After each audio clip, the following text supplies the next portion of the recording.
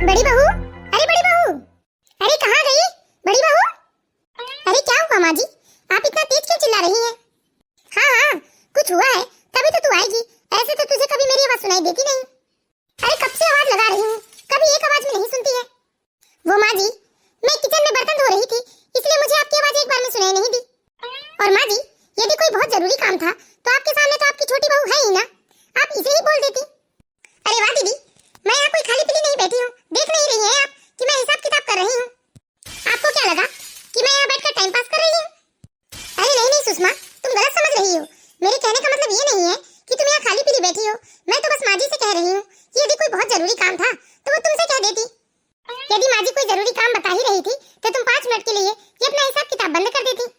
दीदी चलो रहने दो, ये बेवजह मुझे ज्ञान चाटना ना बिल्कुल पसंद नहीं है। अरे बड़ी बहू, तुमसे किसी ने ज्ञान नहीं मांगा है, समझी ना तुम? ये बेवजह ज्ञान छाटने की आदत ना बंद कर दो। माँ जी, ये आप दोनों किस तरह की बात कर रही हैं? मैं कोई किसी को ज्ञान नहीं छाट रही हूँ। मैं तो बस इतना कहना चाहती हूँ माँ जी कि कोई बहुत जरूरी काम था तो 5 मिनट के लिए आपकी छोटी बहू अपना हिसाब किताब बंद कर देती, आप उसे ही बता देती। अच्छा, तुम 5 मिनट के लिए अपना बर्तन धोना बंद नहीं कर सकती और मैं अपना हिसाब किताब करना बंद कर दूं? अरे कितनी छोटी छोटी संख्याओं का जोड़ घटाना कर रही हूँ मैं यहाँ। अगर मैं माँ जी की बात सुनने बैठ जाती तो मैं सारा हिसाब किताब भूल जाती। और वैसे भी बर्तन धोने में कोई ज्ञान विद्या की जरूरत नहीं होती, थोड़ी देर बर्तन धोना बंद कर देती और आके माँ जी की बात सुन लेती। अरे हो गया, बस करो तुम दोनों, वरना जिस काम के लिए मैं आई हूँ वही भूल जाऊंगी दोनों के चक्कर में। जी माँ जी, कहिए कौन सा जरूरी काम है? सुनो बड़ी बहू, कल छोटी बहू के मायके से उसका भाई और उसके माँ बाप आ रहे हैं, इसलिए मैं तुम्हें 24 घंटे पहले ही बता रही हूँ कि चाय नाश्ता खाना पीना ये सारी जिम्मेदारी तुम्हारी होगी। देख लेना, कोई कमी नहीं रहनी चाहिए, मेरी नाक नहीं कटनी चाहिए, याद रखना इस बात का।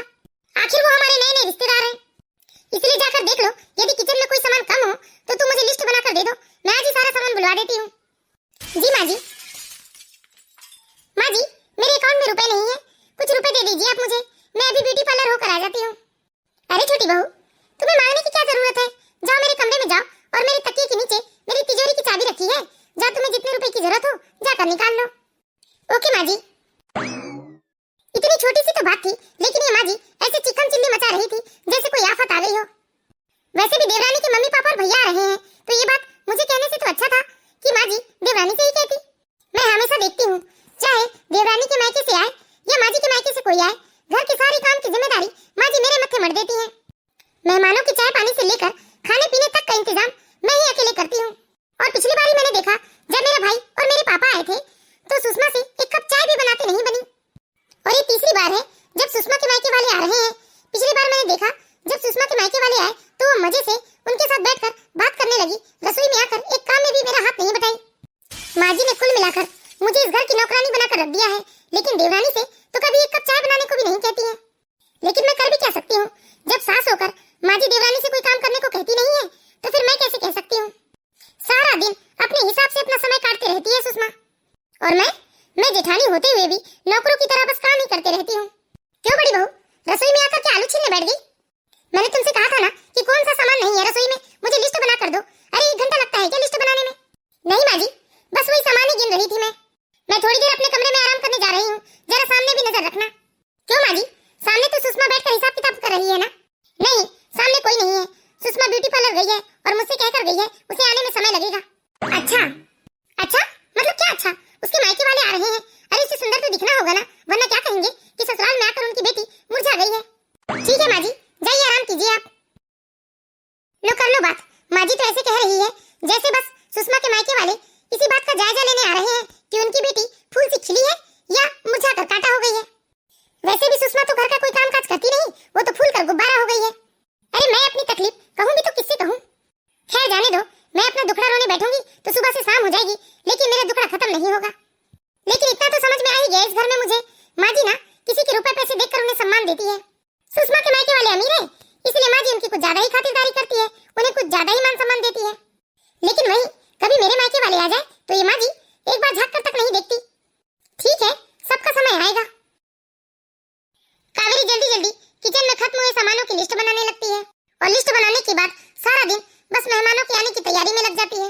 दोपहर से रात होने को आई, लेकिन बेचारी कावेरी का तो जैसे किचन का काम ही खत्म नहीं हुआ था। लेकिन वहीं सुषमा, वो तो अपने कमरे में आराम से लेटकर मोबाइल चला रही थी। अरे कावेरी, क्या हुआ? तुम्हारी तबीयत तो ठीक है ना? कावेरी तबीयत तो ठीक है जी, बस थकान हो रही है बहुत। हाँ, कोई आने वाला है क्या घर में? माँ बहुत जोर शोर से तैयारियों में लगी हुई है। हाँ, कल देवरानी के मायके से आने वाले हैं ना, देवरानी के मम्मी पापा और उसके भाई। तभी तो मैं कहूँ कि घर में इतना तामझाम क्यों हो रहा है। मैं आपसे एक बात कहूँ? हाँ कहो ना कावेरी। क्या आपने कभी देखा है कि मेरे माँ बाप आने वाले हो और माँ जी इतना तामझाम करवाए घर में? वो ऐसा है ना कावेरी, अभी नई नई रिश्तेदारी है तो शुरू में तो थोड़ा ये सब होता ही है। अच्छा, एक बात बताइए, क्या मेरे मम्मी पापा जब इस घर में पहली बार आए थे तब भी कभी ऐसा कुछ तामझाम हुआ है इस घर में? शायद आपको ना दिखता हो, लेकिन मुझे साफ साफ दिखाई देता है कि माँ जी मेरे मायके और देवरानी के मायके वालों से बहुत भेदभाव करती है। मेरे मायके वाले जब आने वाले होते हैं तब माँ जी को तो इस बात की भी फिक्र नहीं होती कि घर में शक्कर चाय पत्ती है या नहीं। और तो और जब मेरे माँ बाप आकर बैठे तो माँ जी के पास इतनी फुर्सत नहीं होती कि वो कमरे से निकल कर आके मेरे माँ बाप से दो शब्द मीठे बोल ले। और इतना ही नहीं जी, मेरे और देवरानी के साथ भी माँ जी बहुत भेदभाव कर रही है। एक तरफ तो मुझे माँ जी ने घर की नौकरानी बनाकर रखा है और दूसरी तरफ देवरानी को इस घर की महारानी बना दिया है। लेकिन आप लोगों को तो कुछ दिखता ही नहीं। अरे मैं कहती हूँ कि आपको एक बार भी ऐसा नहीं लगता कि आपकी पत्नी अकेली घर की सारी जिम्मेदारी उठा रही है? तो क्या आप अपनी माँ से कहें कि थोड़ा बहुत काम छोटी बहू से भी करने को कहे? तुम तो जानती हो ना कावेरी, माँ के सामने किसी की नहीं चलती। अरे मैं कहूँ भी तो क्या कहूँ माँ से। हाँ, आप क्यों कहेंगे? आपको तकलीफ थोड़ी ना होती है कि आपकी पत्नी दिन भर नौकरानी की तरह लगी रहती है घर में। देखो कावेरी, ये घर की पंचायत ना तुम मुझसे दूर ही रखा करो। वैसे तो मैं अपने काम धाम से बहुत थका हुआ रहता हूँ। ठीक है, ऐसी बात है तो याद रखिएगा आप। कल को आप मुझसे ये मत कहना कि मैंने आपकी माँ को जवाब दे दिया या फिर इस घर की छोटी बहू को उल्टा सीधा सुना दिया, क्योंकि ये सब मैं बर्दाश्त नहीं कर सकती। तुम्हें जो करना है करो, लेकिन देखो ये घर की पंचायत मुझसे मत कहो। ठीक है, यदि घर की पंचायत आपकी माँ आपसे कहेगी तब भी आप अपनी माँ से यही कहना कि आपकी माँ घर की पंचायत आपसे ना कहे, तब मैं जानूं। हाँ ठीक है, मैं माँ से भी यही कहूँगा। कावेरी अपने पति से अपना सारा दुखड़ा कहती है, लेकिन परिणाम कुछ नहीं होता और चुपचाप कावेरी सो जाती है। और दूसरे दिन सुबह होते ही कावेरी की सास कावेरी को घर के कामकाज और पकवान बनाने में लगा देती है। अरे बड़ी बहू, सारे पकवान तैयार हो गए ना? जी माँ जी। अच्छा तो यहाँ खड़ी क्यों हो? जल्दी से चाय लेकर आओ, आ गए हैं बहू के मायके वाले। जी माँ जी, अभी ले आई। सुषमा के मम्मी पापा को और भाई को मैंने बिल्कुल अपना भाई और अपने मम्मी पापा जैसे ही समझा है। उन लोगों से मेरी कोई दुश्मनी नहीं है, भला उन लोगों की क्या गलती है? मैं तो उन लोगों की आओ भगत मन से करती हूँ, भला उन लोगों की क्या गलती है? गुस्सा तो मुझे माँ जी क्यों पर आता है? क्योंकि माँ जी दोगला व्यवहार करती है। और बेटा कैसी हो तुम कावेरी? जी मैं ठीक हूँ। इस तरह बेचारी कावेरी पूरा दिन किचन में लगी रही और अपनी देवरानी के मम्मी पापा और भैया का खूब अच्छे से आओ भगत की। कावेरी अपने देवरानी के मम्मी पापा और भाई को बिल्कुल अपना ही परिवार समझती थी और पूरे मन से उन लोगों की सेवा करती थी। लेकिन सुषमा को ये सब दिखाई नहीं दे रहा था कि उसकी जेठानी उसके मम्मी पापा की इतनी सेवा करती है। पर सुषमा तो स्वभाव से इतनी घमंडी थी कि उसने कभी अपने जेठानी के माँ बाप को एक कप चाय या एक गिलास पानी के लिए भी नहीं पूछा था। इस तरह सुषमा के मायके वाले दोपहर के खाने से लेकर रात तक का खाना सुषमा के ससुराल में ही करते हैं और सारे काम की जिम्मेदारी तो सिर्फ कावेरी की ही थी। इस तरह रात को सुषमा के मायके वाले खा पीकर अपने घर लौट जाते हैं और इधर बेचारी कावेरी रात के 12 बजे तक अकेले किचन समेटते रहती है। लेकिन वही सुषमा अपने कमरे में जाकर आराम करने लगती है। कावेरी ऐसा कौन सा काम कर रही हो तुम? अरे रात के 12 बज गए, सोना है या नहीं तुम्हें? अरे सब लोग अपने अपने कमरे में आराम कर रहे हैं और तुम यहाँ किचन में खटर पटर कर रही हो। अरे डिस्टर्ब होगा सबको। अच्छा, आप तो ऐसे बता रहे हो जैसे मैं अपनी मर्जी से ये सब खटर पटर कर रही हूँ। अरे दोपहर की चाय से लेकर रात तक के खाने का बर्तन था, वो सारा समेटा है मैंने, पूरा किचन साफ किया है अभी। अरे तो सुबह कौन सा तुम्हें ड्यूटी पे जाना है? सुबह भी तो कर सकती हो ना। चलो कमरे में। इस तरह खटर पटर करने से बेकार में घर वालों की नींद खराब होगी। वाह, क्या खूब कहा जी आपने। देखो कावेरी, मैं आधी रात को तुमसे बहस नहीं करना चाहता, बस मैं इतना कहना चाहता हूँ कि बाकी जो भी काम है वो सब रहने दो, सुबह उठकर कर लेना, घर में ही तो रहना है तुम्हें। अरे सुबह से कितनी दौड़ भाग लगी रहती है, किसी को चाय होना, किसी को नाश्ता होना, किसी को ग्रीन टी होना, किसी को ब्लैक टी होना, और अभी किचन नहीं समेटा तो सुबह सबको समय पर चाय नाश्ता नहीं मिल पाएगा।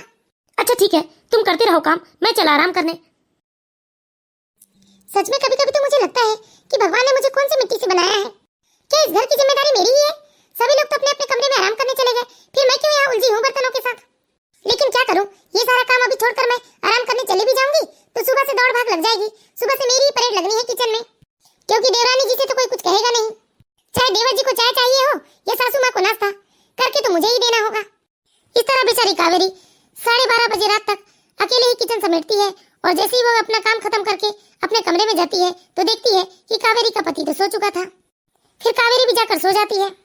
इसी तरह धीरे धीरे समय बीतने लगता है और एक दिन कावेरी घर का सामान खरीदने के लिए बाजार गई होती है। तभी बाजार में कावेरी के भाई का फोन आता है। कावेरी का भाई कहता है कि वो कावेरी के ससुराल आया हुआ है। अच्छा भैया, कौन कौन आए हो आप? दीदी पापा भी आए हैं साथ में। अच्छा आप लोग बैठो ना भाई, घर में माजी और देवरानी तो है मेरी, मैं बस 20 मिनट में आती हूँ। ठीक है दीदी, जल्दी आइए।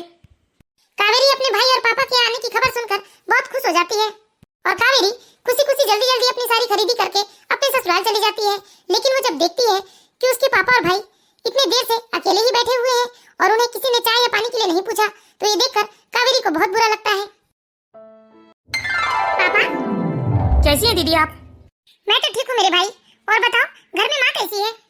सब बढ़िया है बेटा। पापा, चाय पानी ले लिया आप लोगों ने? अरे बेटा, लगता है घर में कोई नहीं है, अभी तक तो कोई सामने आया ही नहीं, लेकिन दरवाजा तो खुला था जब हम आए तो। अच्छा, घर में माँ और सुषमा दोनों तो है, हो सकता है उन लोगों को मालूम ना हो कि आप लोग आए हैं। ठीक है आप लोग बैठिए, मैं अभी चाय पानी लेकर आती हूँ। लो देख लो, जबकि मैंने सुषमा को फोन करके बताया था कि मेरे पापा और मेरा भाई आया हुआ है, तो जरा उन्हें चाय पानी पूछ लेना, लेकिन सुषमा तो अपने कमरे से बाहर ही नहीं आई। और माजी को भी तो मालूम था, लेकिन माजी भी सामने नहीं आई। लेकिन कोई ऐसा करता है क्या? अरे कोई अनजान व्यक्ति तो नहीं आया है घर में, मेरे पापा और मेरा भाई है। उसके बाद भी ना ही सुषमा कमरे से बाहर आई और ना ही माजी। कोई तो ऐसा अपने दुश्मनों के साथ भी नहीं करता, और ये तो मेरे पापा और मेरा भाई है। और वहीं सुषमा के मम्मी पापा या भाई आते हैं तो मैं दौड़ दौड़ के उनकी सेवा करती हूँ। अरे उनकी चाय नाश्ते से लेकर उनका खाना पीना तक सब कुछ मेरी ही जिम्मेदारी होती है। लेकिन सुषमा तो अपने कमरे से बाहर ही नहीं आ रही है।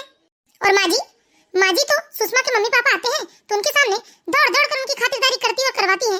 लेकिन आज क्या हो गया अम्मा जी को? क्या मेरे बाप और भाई की कोई इज्जत नहीं है?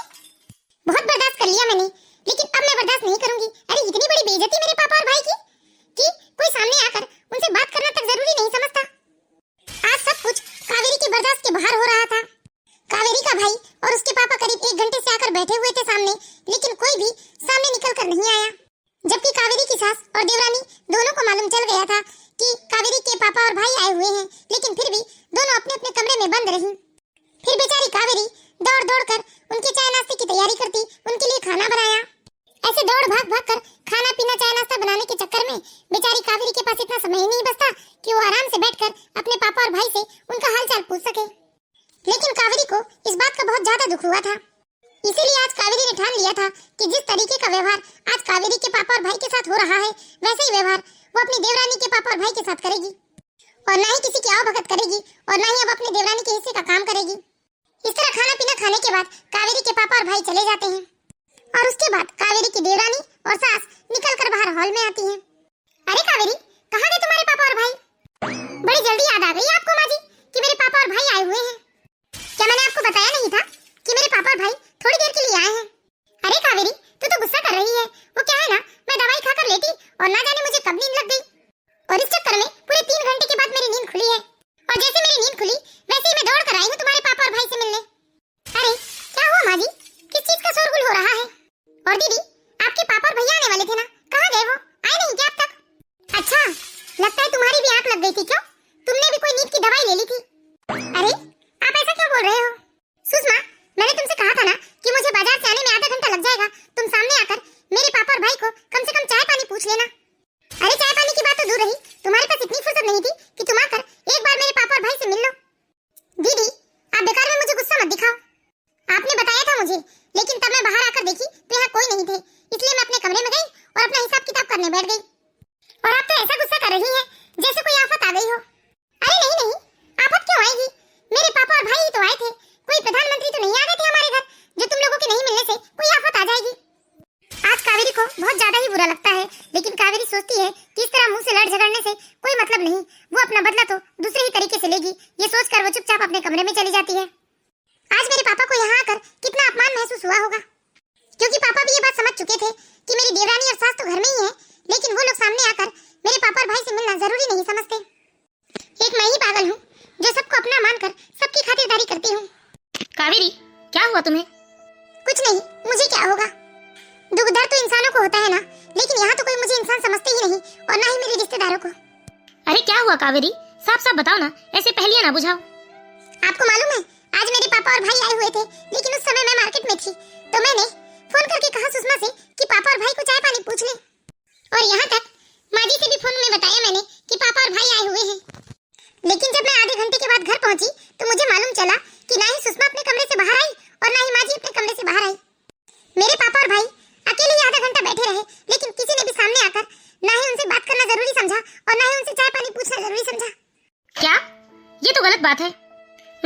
माँ से बात करके आता हूँ। रहने दीजिए, किसी से कुछ मत कहिए। वैसे भी सम्मान दिल से होना चाहिए, किसी के मांगने या बताने से नहीं। सारी रात कावेरी यही सोचती रही कि आज उसके पापा और भाई का कितना बड़ा अपमान हुआ है। लेकिन कावेरी ने निर्णय कर लिया था कि अब उसके साथ इस घर में जैसा व्यवहार होगा वैसे ही व्यवहार वो सबके साथ करेगी। और दूसरे ही दिन कावेरी अपने हिस्से का काम करके आराम से सोफे में बैठ जाती है। कावेरी, हाँ माँ जी कहिए ना। अरे आज रसोई में क्या भूख हड़ताल है जो तुम यहाँ बैठ गई हो सुबह सुबह? माँ जी, मैंने अपने हिस्से का काम कर दिया, अब मैंने काम का बंटवारा कर लिया है। सुबह का झाड़ू पोछा बर्तन कपड़ा सब मैं करूंगी, लेकिन सुबह की रसोई तो देवरानी संभालेगी। ये क्या बात हुई? अरे तुम कौन होती हो काम के बंटवारा करने वाली? देखिए माँ जी, मैंने तो बंटवारा कर लिया है, अपने हिस्से का काम कर लिया है। अब आप जानो और आपकी छोटी बहू जाने कि वो रसोई संभालती है या नहीं। हाँ, लेकिन शाम की रसोई की जिम्मेदारी मेरी है, तो आप बिल्कुल निश्चिंत रहिए। मैं आपको शाम को पेट भर अच्छे से अच्छा पकवान बनाकर खिलाऊंगी। दीदी, ये क्या हुआ? अभी तक तो आप ही रसोई संभालती थी ना? हाँ सुषमा, संभालती थी, अभी तक तो संभाला मैंने, लेकिन अब मुझे भी ना अपने लिए थोड़ा समय चाहिए। इसीलिए सुबह का जो भी बाहरी काम होगा वो मैं करूंगी और सुबह की रसोई तुम संभालोगी। इसी तरह शाम की रसोई मैं संभालूंगी और शाम का बाहरी का काम तुम करोगी। माँ जी, देखिए ना दीदी को, बड़ी बहू का भी कहना ठीक है, आज नहीं तो कल घर की जिम्मेदारी तो तुम्हें भी उठानी पड़ेगी। इसीलिए समय रहते तुम भी घर के काम काज सीख लो। देखिए माँ जी, मुझसे नहीं होते ये काम वाम, मैं नहीं कर पाऊंगी। अब आप जानो और आपकी छोटी बहू जाने, मैं तो सिर्फ अपने हिस्से का काम करूंगी। छोटी बहू, छोटी बहू, कैसे पीछे पीछे गई है छोटी बहू को मनाने। अरे छोटी बहू सुनो तो। नहीं सुनना माँ जी, मुझे नहीं आते मुझे घर के काम वाम, और ना ही मैं सीखना चाहती हूँ। और शादी के वक्त तो आपने ही कहा था ना कि आपके मन मुताबिक दहेज मिल जाएगा तो आपकी छोटी बहू राज करेगी, उसे घर के कामकाज करने की कोई जरूरत नहीं है। आपको तो मेरे पापा ने मन मुताबिक दहेज दिया है ना, फिर आप मुझे घर के कामकाज करने को क्यों कह रही हैं? अरे छोटी बहू, तुम क्यों चिंता करती हो? अरे मैं घर के कामकाज में तुम्हारी मदद करूंगी ना। आपने दीदी से कुछ कहा क्यों नहीं? आपने क्यों नहीं कहा कि दीदी पूरा घर संभाले? अरे छोटी बहू, समझने की कोशिश करो। अगर बड़ी बहू गुस्से में आकर अलग हो गई ना तो घर के सारे कामकाज तुम्हें ही करने पड़ेंगे। इसलिए मैं कहती हूँ कि मान जाओ, कुछ दिन की बात है, फिर मैं एक टाइम के काम के लिए कामवाली रख लूंगी। ठीक है माँ जी। इस तरह धीरे धीरे दिन बीतने लगते हैं और कावेरी देखती है कि जब भी सुषमा की बारी आती है रसोई की तो उसकी सास बराबरी से जाकर सुषमा की मदद करवाती है। लेकिन जब कावेरी की बारी होती है तो कावेरी की सास किसी भी काम को हाथ नहीं लगाती। फिर भी कावेरी को संतोष था, क्योंकि पहले तो अकेले घर का सारा काम कावेरी करती थी, लेकिन अब उसे थोड़ा समय मिलने लगा है अपने लिए। अब वो दोपहर को थोड़ा आराम भी करने लगी है। इस तरह धीरे धीरे वक्त गुजरने लगता है। हेलो, हाँ पापा। बेटा सुषमा, काफी दिन बीत गए, हम लोग तुमसे मिले नहीं है, तुम्हारी याद आ गई है, इसलिए आज मैं और तुम्हारी मम्मी सोच रहे हैं कि तुमसे मिलने आ जाते हैं। हाँ पापा, याद तो मुझे भी आप लोगों की बहुत आ रही है, आ जाइए पापा आप लोग। माँ जी, माँ जी। अरे क्या हुआ छोटी बहू? माँ जी, आज मेरे मम्मी पापा आ रहे हैं मुझसे मिलने। ये तो बहुत ही अच्छी बात है, लेकिन छोटी बहू आज तो मैं तुम्हारी ममता काकी के घर सत्यनारायण की कथा में जा रही हूँ। लेकिन तुम चिंता मत करो, मैं जाने से पहले बड़ी बहू को सब कुछ समझा दूंगी, और वैसे भी मैं तो शाम तक लौट आऊंगी। ठीक है माँ जी। अरे मैं जाने से पहले एक बार बड़ी बहू को बता देती हूँ। बड़ी बहू, बड़ी बहू। क्या हुआ माँ जी? वो मैं तुम्हारी ममता काकी के यहाँ सत्यनारायण की पूजा में जा रही हूँ। अभी दोपहर के वक्त छोटी बहू के मम्मी पापा आने वाले हैं, तो जरा तुम अच्छे से खातिरदारी करना। हाँ माँ जी, आप निश्चिंत रहिए। शकुंतला जी अपनी बड़ी बहू को समझाकर कथा पूजा में चली जाती है। अच्छा, तो देवरानी जी के मम्मी पापा आने वाले हैं, अब लूंगी मैं अपने पापा के अपमान का बदला। जैसे पता चलेगा कि देवरानी के मम्मी पापा आ गए, मैं तो कमरे में जाकर अपने आप को बंद कर लूंगी।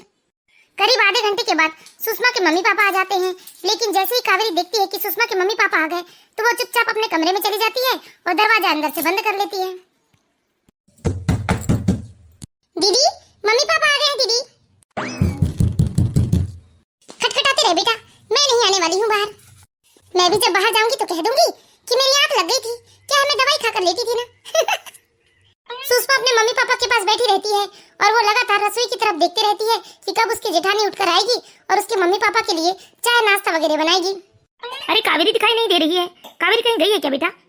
नहीं तो पापा, लगता है दीदी की तबीयत ठीक नहीं है, वो अपने कमरे में आराम कर रही है। और माँ जी तो सत्यनारायण की पूजा में गई है ममता चाची के घर। अच्छा आप लोग बैठिए मम्मी, मैं भी आप लोगों के लिए चाय नाश्ता बना कर लाती हूँ। अरे चाय नाश्ता रहने दे बेटा, बस तू बैठ हमारे पास, हम तो बस तुझसे मिलने आए हैं। इस तरह सुषमा करीब 2 घंटे तक अपने मम्मी पापा के पास बैठी रही, लेकिन कावेरी अपने कमरे से बाहर निकल कर नहीं आई। फिर भी सुषमा बार बार रसोई की तरफ देख रही थी। उसे अभी भी ऐसा लग रहा था मानो उसकी जेठानी जरूर चाय नाश्ता लेकर आएगी, लेकिन ऐसा कुछ नहीं होता।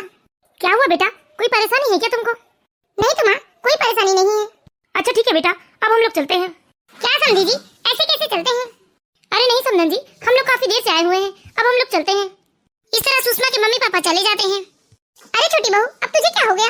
तुझे तो खुशी होनी चाहिए कि तेरे मम्मी पापा तुझसे मिलने आए थे। काहे की खुशी माँ जी?